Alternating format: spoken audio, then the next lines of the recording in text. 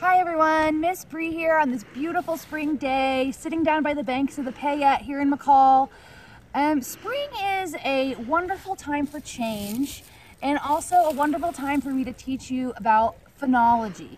Now before we jump into what phenology is, I want you to think about some of the things that maybe you've noticed changing outside over the last couple of weeks.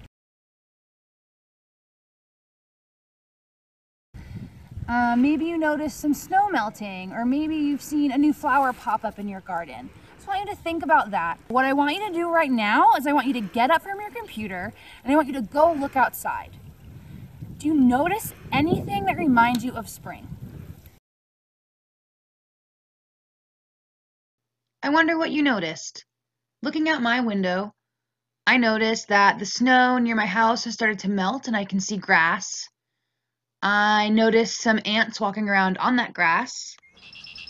I was able to hear birds singing that I wasn't able to hear a few weeks ago. I also noticed that there are more people walking by my window now that the weather is getting nice. Just by simply staring out your window and noticing the signs of spring, you're studying phenology. Phenology is the timing of annual cycles in the natural world, like when plants flower or certain birds start singing. All right, now that I'm back in my house and you guys know what phenology is, I thought we would talk about why it is important to study phenology. So many people for centuries have studied nature and the timing of things in order to do their daily life. Farmers, for example, will use phenology to know when to plant their crops.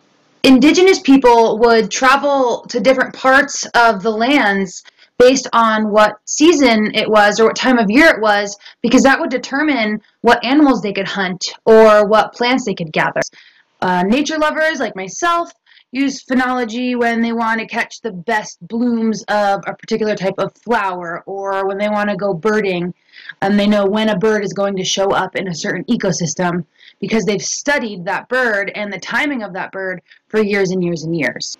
Humans aren't the only species that use phenology or the timing of natural things in order to live their daily lives and survive. Many plant and animal species rely on the timing of natural things as well. Bees, for example, are a pollinator species that relies on flowers blooming at certain times in order for them to feed off the nectar of that flower and survive. If there's some reason that the flower isn't blooming on time, the bee is going to have a hard time surviving. And vice versa, if the flower blooms but the bees aren't hatched and flying around and ready to pollinate, the flowers are going to have a hard time reproducing and surviving for years and years to come.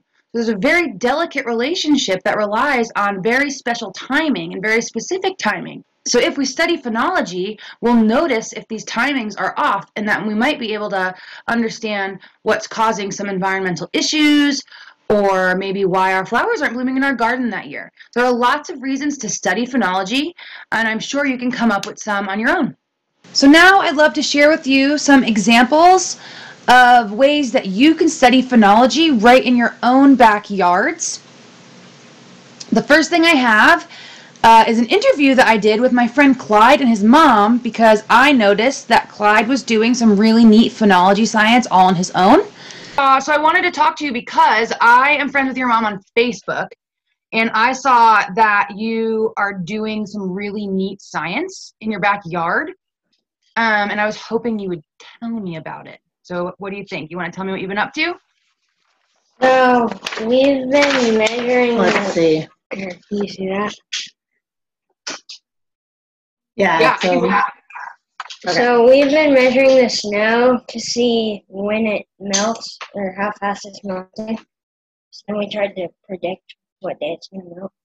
So last year it was kind of fun. There was like an old time family here in Valley County, and what's funny is I can't remember exactly who it was, but one of the old timers told us that if you measure out on the flat, the valley floor, on April 1st, if you measure how much snow there is, that's how many, in inches, that's how many days till it will all be gone.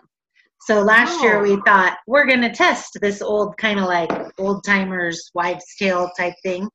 And so last year we did it. and it was really close, like it was within a day. So then I think we'll do it every year.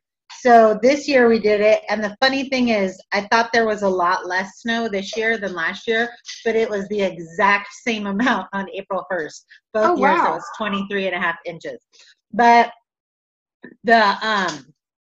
so at that rate, it would have to melt about like an inch a day, and so the first week it melted a little bit less than an inch a day. Then we were melting like 3 inches a day, but now we're back to about an inch a day. So it looks like it might be a little bit ahead of the prediction of the 23rd. It looks like all the snow might be gone, you know, maybe in like 5 days. Oh, wow. So it's melting pretty fast. Yeah. Ask what you were using to measure with. So does that probe, is it marked with like inches, or how do you know? Well, it has centimeters that goes up by 5, and then on the back it has inches. They're marked by the foot. So every foot it has. Very cool. So if you didn't have a probe, so I'm going to show this video to other students in Valley County. Do you have a recommendation of how they might be able to measure? Tell her how we get a probe. Well, last year we got like a stick and we put it in the ground and marked where the snow's at every day, and then we used a ruler or measure tape to see. Oh, awesome. Yeah. I was trying to find it. Last year we just used a dowel that we had, and you could use a yardstick.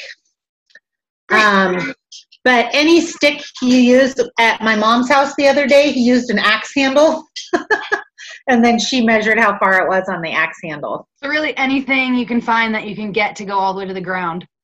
Yeah, and that's the key, is making sure you're to the ground, but you can feel the layers.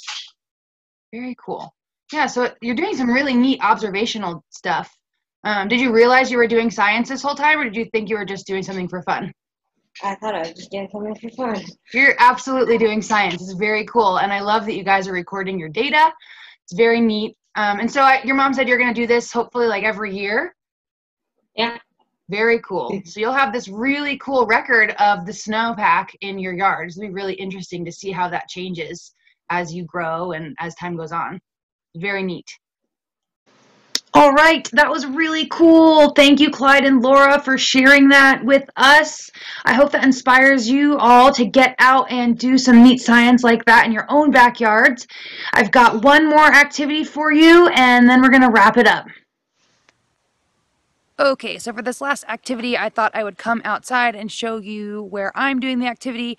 You can go right outside your house, you can look out your window, you can sit in your driveway. All you need to do is just pick one spot in your yard, and you're going to need a notebook and a pen. This is called the I Notice activity. So what you're going to do is you are going to write down 5 things that you notice about the spot you've chosen. Ideally 5 nature things. And you're also going to record the day, you're going to record the time, and you're going to record the weather. The idea is to come back to your spot every day and do this activity. And what will happen is you'll have a journal full of things that you've noticed, and you'll start to realize the changes that are going on as spring progresses. So you'll be studying phenology. Nature journaling is a really simple activity, a really easy way to study phenology. I hope you're inspired to get outside and notice things. Thank you, everyone.